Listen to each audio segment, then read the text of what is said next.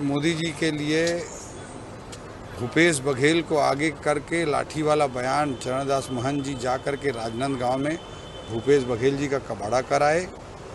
उधर उनका गृह विधानसभा क्षेत्र शक्ति पड़ता है, वहाँ डॉक्टर शिव डहरिया जी को 17,500 वोटों से हरवा दिए। देवेंद्र यादव जी को उन्होंने घोषित कर दिया है बाहरी हैं। इस तरह से सबको निपटाने का काम चरणदास महंत जी ने किया है और निश्चित रूप से कांग्रेस एक डूबती नाव है और इस डूबती नाव में की स्थिति लगातार बद से बदतर होती जा रही है और देश के लिए एक मजबूत विपक्ष की जो भूमिका होनी चाहिए वो कांग्रेस कर पाने में आज भी सक्षम है। ये कांग्रेसी लोग निपटाते क्यों है एक दूसरे को?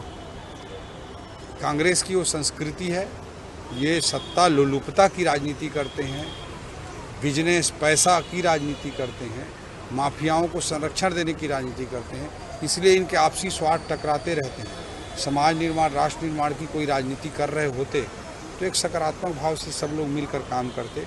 जो कांग्रेस के सत्ता लोलुपता, भ्रष्टाचार और माफिया राज की राजनीति में एक दूसरे के हित टकराते हैं, इसलिए एक दूसरे का सर फोड़ते रहते हैं। सर, ये लाठी किस पे चली है?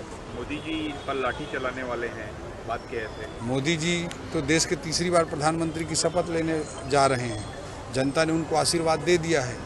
लाठी चली है भूपेश बघेल जी के ऊपर चरणदास महंत जी के षड्यंत्र से, लाठी चली है डॉक्टर शिव डहरिया जी के ऊपर चरणदास महंत जी के षड्यंत्र से और लाठी चली है देवेंद्र यादव जी के ऊपर चरणदास महंत जी के षड्यंत्र।